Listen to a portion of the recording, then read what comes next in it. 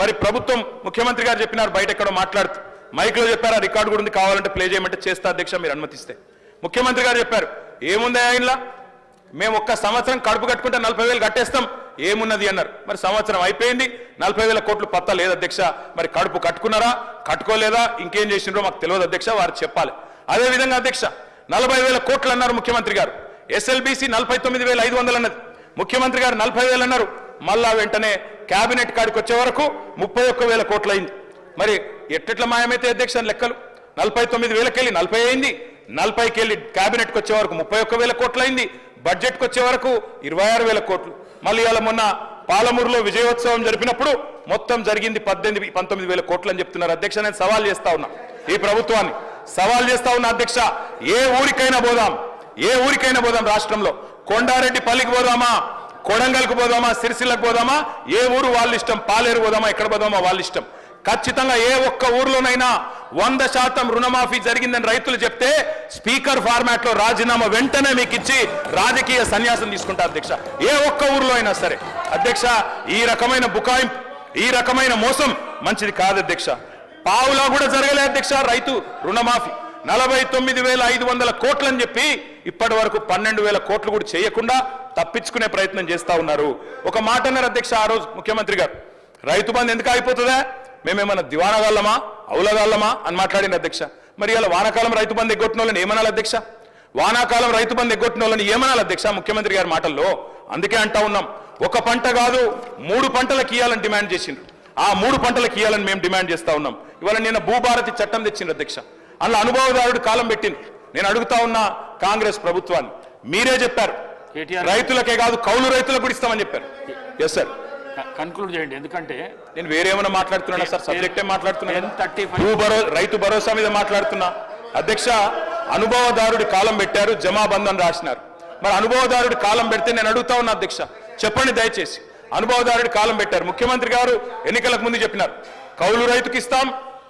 రైతు కూడా ఇస్తాం భూ యజమానికి కూడా ఇస్తామని చెప్పినారు ఇవాళ ప్రభుత్వం స్పష్టం చేయాలి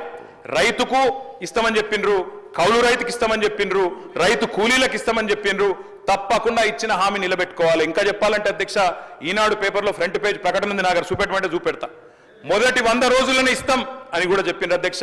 మాట నిలబెట్టుకోలేదు ఎన్నికల ప్రచారంలోనేమో అందరికీ అన్ని ఇప్పుడు మాత్రం కొందరికే కొన్ని అని కోతలు పెట్టే ప్రయత్నం చేస్తా ఉన్నారు అన్నిటికీ మించి అధ్యక్ష బడ్జెట్ లోనే వీళ్ళ చిత్తశుద్ధి బయటపడ్డది మంత్రి గారేమో మేము నిర్ణయం తీసుకోలేదు అంటున్నారు రైతు భరోసా మీద కానీ బడ్జెట్ లోనే వీళ్ళ చిత్తశుద్ధి బయటపడ్డది అధ్యక్ష ఏం చెప్పారు బడ్జెట్ లో రైతు భరోసాకి కేవలం కేటాయించింది 15,000 కోట్లు మీకు నిజంగానే పెంచాలన్న ఆలోచన ఉన్న మాట వాస్తవం అయితే 100 రోజుల్లో రైతు భరోసా పెంచుతామని చెప్పిన మాట వాస్తవం అయితే మీరు ఎందుకు 15,000 కోట్లే కేటాయించారు ఎందుకు మీరు 23,000 కోట్లు ఏదైతే 7,500 రూపాయలు కావాలో ఎకరానికి ఎందుకు కేటాయించలేదు 70 లక్షల మంది రైతన్నలకు మీరు 15,000 కాకుండా మరి 15,000 ఇవ్వాలి అంటే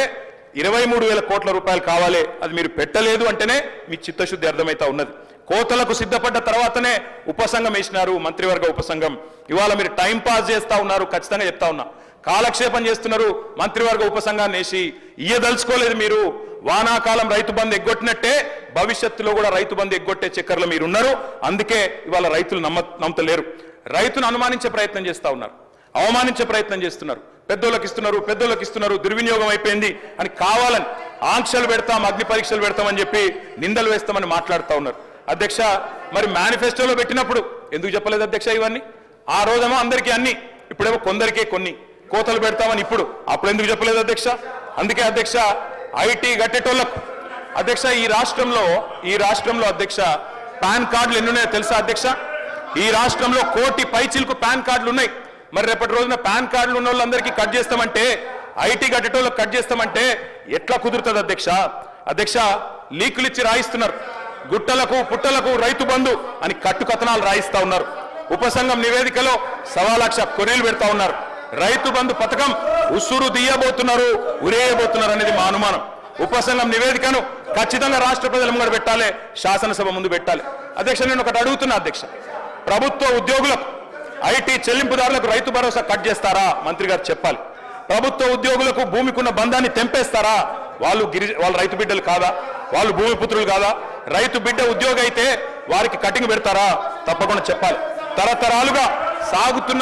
సాగుతున్న భూమిని సాగు చేస్తున్న వ్యవసాయాన్ని మరి వ్యాపారంగా చూస్తారా అని అడుగుతా ఉన్నా అధ్యక్ష ఈ రోజుల్లో ఉన్న రుణ వ్యవస్థ ప్రకారం అర్హతల ప్రకారం గ్రామాల్లో కూడా ఐటీ చెల్లింపులు చేస్తున్న వాళ్ళు ఉన్నారు, పాన్ కార్డులు ఉన్న వాళ్ళు ఉన్నారు, రైతన్నలకు కూడా పాన్ కార్డులు ఉన్నాయి. పాన్ కార్డు ప్రాతిపదికగా తీసుకుంటే వాళ్ళందరికీ కూడా రైతు బంధు కట్టే ప్రమాదం ఉందని వారు భయపడుతూ ఉన్నారు. ఖజానాలో సొమ్మంతా కర్షకుడే మింగేసినట్టు గోరంతలు కొండంతలు చేసి ప్రాపగాండ చేస్తా ఉన్నారు. ఇది మంచిది కాదు అధ్యక్ష. ఒక పక్కనేమో దేశంలో ఈ బీజేపీ వాళ్ళ అధ్యక్ష దేశంలో 14.5 లక్షల కోట్ల పెద్ద బడా వ్యాపారవేత్తల అధ్యక్ష వాళ్ళేమో మొత్తం సొమ్ములు ఎగవేసి బ్యాంకులను లూటీ చేసి పారిపోతారు అధ్యక్ష. వాళ్ళని పట్టుకునేటోడు లేడు, అడిగేటోడు లేడు. కానీ రైతు కాడికి వచ్చే వరకు రైతులు మొత్తం ఖజానా మింగేసినట్టు వాళ్ళ వల్లనే ఖజానా దివాలా తీసినట్టు ఇలా మాట్లాడుతూ ఉన్నారు అధ్యక్ష. అప్పులు ఎగ్గొట్టి బ్యాంకుల నిండా ముంచేస్తుంటే వసూలు చేసే ధైర్యం లేని ప్రభుత్వాలు అధ్యక్ష. పోయి రైతే దొరికినా మీరు recovery. Thank you sir. Sir KTR గారు పదే కావాలని చెప్పేసి ప్రొవోకేట్ చేసుకుంటూ మాట్లాడుతూ ఉన్నారు కదా అధ్యక్ష. నిజంగా వారికి ఒకవేళ మాట్లాడాలనుకుంటే చర్చ పెట్టండి అధ్యక్ష. అన్నిటి మీద మేము చర్చకు సిద్ధంగా ఉన్నాం. ఈరోజు సివిల్ సప్లైస్ గురించి మాట్లాడారు కదా, ఎఫ్సీఐ గురించి మాట్లాడారు కదా అధ్యక్ష. అతిపెద్ద స్కాము వారి హయాంలోనే మొదలైంది అధ్యక్ష.